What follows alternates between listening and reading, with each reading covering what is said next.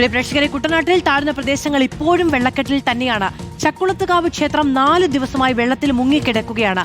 തലവടി പഞ്ചായത്തിലെ വിവിധ പ്രദേശങ്ങളിൽ വെള്ളക്കെട്ട് അതിരൂക്ഷമായി തുടരുകയാണ്. ചക്കുളത്തുകാവ് ക്ഷേത്രത്തിന് മുന്നിൽ നിന്ന് എസ് ശരൺ വിവരങ്ങളുമായി ചേരുകയാണ്. ശരണ, ക്ഷേത്രത്തിന് മുൻവശമാകെ നമുക്ക് വെള്ളം കാണാം. ഇത് എന്തെങ്കിലും തരത്തിൽ കുറവുണ്ടോ? അവിടെ കിടക്കുന്ന വെള്ളക്കെട്ടിന് കുറവുണ്ടോ?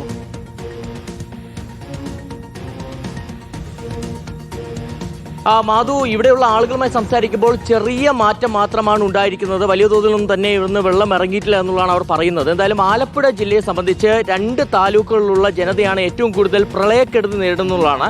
ഒന്ന് ചെങ്ങന്നൂർ താലൂക്കാണ്, ഇതിന് പുറമെയാണ് കുട്ടനാട് താലൂക്ക്. ഈ കുട്ടനാട് താലൂക്കിൽ ഉൾപ്പെടുന്ന താഴ്ന്ന പ്രദേശമാണ് ഇത്. നമ്മൾ കൃത്യമായി തന്നെ ദൃശ്യങ്ങൾ കാണുന്നുണ്ട്. ഇത് ചക്കുളത്തുകാവ് ക്ഷേത്രമാണ്.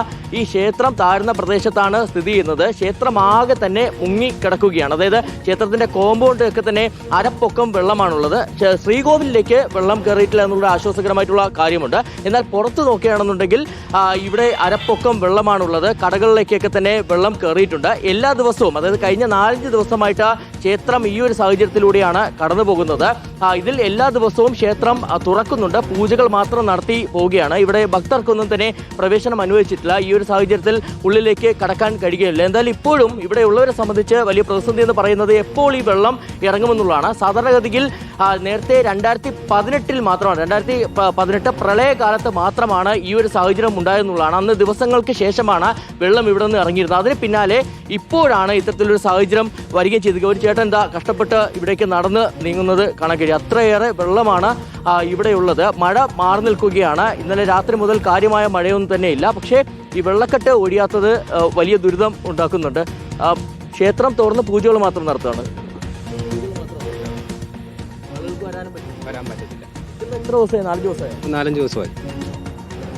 ശ്രീകോവിൽ വെള്ളം കയറി? ശ്രീകോവിലിൻ്റെ അകത്ത് കയറിയില്ല, അതിൻ്റെ പരിസരങ്ങളിലെല്ലാം കയറിയിട്ടുണ്ട്. ഇതിനു മുമ്പ് 2018-ലായിരിക്കുമല്ലോ പ്രളയം. ആ വെള്ളത്തിൻ്റെ അത്ര ആയി, അതിൻ്റെ അടുത്തായി വെള്ളം, സമാനമായ വെള്ളം കയറി. അതെ. നമുക്ക് നേരത്തെ ഒന്നും ഇവിടേക്ക് വരാൻ പറ്റുന്നുണ്ടായിരുന്നില്ല. കഴിഞ്ഞ 2-3 ദിവസമായിട്ട് ഇങ്ങോട്ട് വരാൻ നോക്കാൻ പറ്റത്തില്ല. ഇങ്ങോട്ടൊന്നും ബസ്സൊന്നും ഇല്ലായിരുന്നല്ലോ ഇങ്ങോട്ടൊന്നും. ഇവിടെ ഇപ്പം എന്തെങ്കിലും ഒരു മാറ്റമുണ്ടോ? ചെറിയൊരു മാറ്റം ഇന്നലത്തെ ഇപ്പോൾ ഒരു ചെറിയൊരു മാറ്റമുണ്ട്. വെള്ളം ഇച്ചിരി ഇറക്കമുണ്ട്. ഇപ്പോൾ ഇറങ്ങുന്നുണ്ട്. എന്തായാലും ഈ തോട്ടപ്പള്ളി സ്പിൽവേയിലെ സാഹചര്യം അടക്കം നമ്മൾ നേരത്തെ വിശദീകരിച്ചിരുന്നതാണ്. അവിടെ നിന്ന് ജലം സുഗമമായി കടലിലേക്ക് ഒഴുകി പോകുന്നതിൽ ചില തടസ്സങ്ങളുണ്ടായിരുന്നു. പൊഴി മുറിക്കാത്ത അടക്കം അവിടെ വലിയ പ്രതിസന്ധി ഉണ്ടാക്കിയിരുന്നതാണ്. അപ്പോൾ അതടക്കമുള്ള കാരണങ്ങൾ കൊണ്ടാണ് ഈ പ്രദേശങ്ങളിൽ ഇങ്ങനെ വെള്ളക്കെട്ട് രൂക്ഷമായി നിൽക്കുന്നത് എന്നുള്ളതാണ്. എന്തായാലും ഇപ്പോൾ നമ്മുടെ വാർത്തയ്ക്ക് പിന്നാലെ അവിടെ ഈ പൊഴി മുറിക്കാനുള്ള നടപടികൾ ഊർജിതമാക്കിയിട്ടുണ്ട്. ഒരു പക്ഷേ വൈകാതെ തന്നെ വെള്ളം ഇറങ്ങുമെന്ന് നമ്മൾ കരുതണം.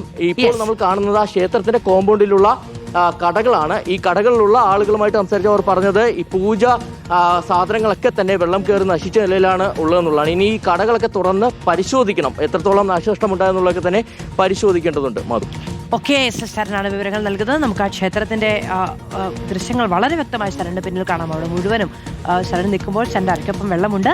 അത് കുറച്ച് കുറവുണ്ടെന്നാണ് ഇപ്പോൾ നാട്ടുകാർ പറയുന്നത് എന്നുള്ളതാണ്. പക്ഷെ നോക്കൂ, ആ വശങ്ങളിൽ ആ കടകളൊക്കെ ഉണ്ട്, അവിടേക്കൊക്കെ പൂർണ്ണമായും വെള്ളം കയറിയിട്ടുണ്ട്. ചക്കുളത്തുകാവിൽ എത്തുന്ന ആളുകൾ സാധനങ്ങളൊക്കെ വാങ്ങാൻ വേണ്ടി സ്ഥിരമായി ഉണ്ടാകുന്ന കടകളാണ്. അപ്പോൾ ആ കടകളിലേക്കൊക്കെ മുഴുവനായും വെള്ളം കയറിയിട്ടുണ്ട്. ഇനി വെള്ളം ഇറങ്ങുമ്പോഴായിരിക്കും ഒരുപക്ഷെ എന്താണ് അവിടുത്തെ ഒരു സാഹചര്യം എന്ന് നമുക്ക് മനസ്സിലാക്കാൻ കഴിയുക.